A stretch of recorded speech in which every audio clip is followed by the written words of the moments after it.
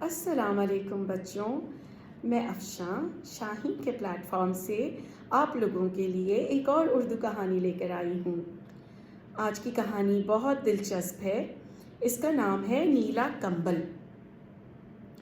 یہ بک گروپ والوں کی کہانی ہے جسے لکھا ہے عظمیٰ اعظمی نے اور اس کی تصویریں بنائی ہیں سمینہ رضا نے۔ اب آپ لوگوں کو یہ کرنا ہے کہ گیس کرنا ہے، اندازہ لگانا ہے کہ آپ کو یہ کہانی اصل میں سنا کون رہا ہے۔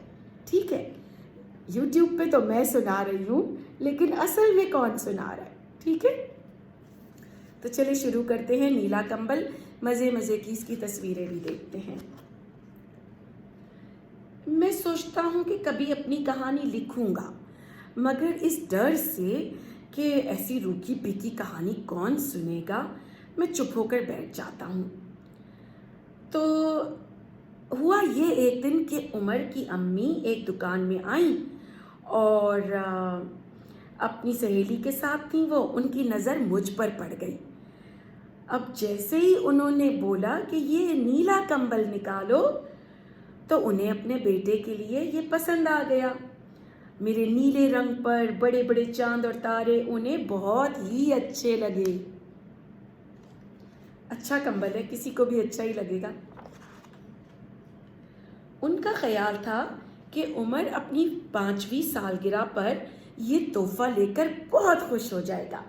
رستے بھر وہ اپنی سہیلی سے تعریفیں کرتی رہیں، میری نیلی رنگت کی، اس کے اوپر بنے چاند ستاروں کی، مگر میری قسمت میں شاید کچھ اور ہی لکھا تھا۔ خوش ہونا تو درکنار، عمر نے مجھے دیکھ کر ایسی ناک بھون چڑھائی جیسے پتہ نہیں کیا دکھا دیا اس کو۔ میں شرمندہ ہو گیا۔ میرے اوپر سجے چاند تارے جن کے رستے بھر تعریفیں سنتی آیا تھا، وہ سب بھی عمر نے بالکل پسند نہیں کیے اور بول رہا تھا مجھے تو ڈائناسور والا کمبل چاہیے، مجھے تو ڈائناسور والا کمبل چاہیے۔ یاد ہے آپ کو ڈائناسور؟ ہم نے اس پہ ایک کہانی کی تھی۔ امی اس کو تعریفیں کرتی رہیں لیکن اس نے تو کچھ بھی نہ سنا اور ایک طرف پھینک دیا مجھ کو۔ خوفناک جانوروں والا کمبل اوڑھو گے تو رات میں ڈراؤنے خواب آئیں گے، امی نے کہا۔ آنے دے، میں تو ویسے بھی بہت بڑا ہو گیا ہوں اور بہت بہادر ہوں، عمر نے فرمایا۔ رات کو باہر سے میاؤ میاؤ کی آواز آئی۔ یہ بلی کے بچے کی آواز تھی جو شاید عمر کے کمرے میں آنا چاہ رہا تھا۔ عمر نے دروازہ کھولا، اس کو اٹھایا اور یہ کیا، مٹی سے لت پت بلی کا بچہ میرے اوپر رکھ دیا۔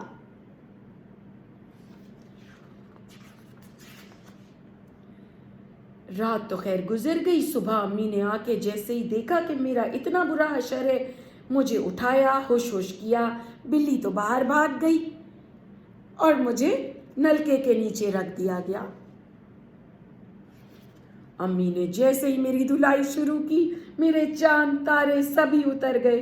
کچھ بھی ویسا نہ رہا جیسے پہلے تھا، نہ میں نیلا لگتا تھا نہ میں پیلا لگتا تھا۔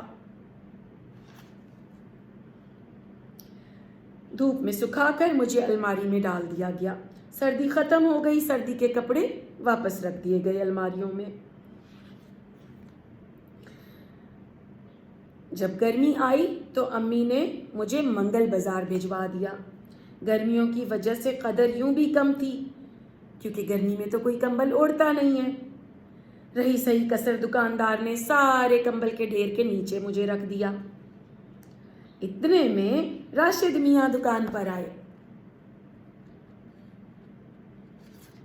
آج اپنے لیے کمبل پسند کرنے آئے تھے۔ انہوں نے میری طرف اشارہ کیا اور مجھے گھر لے جانے کی ضد کی۔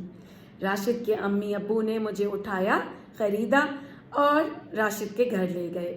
اب میرے مزے ہی مزے۔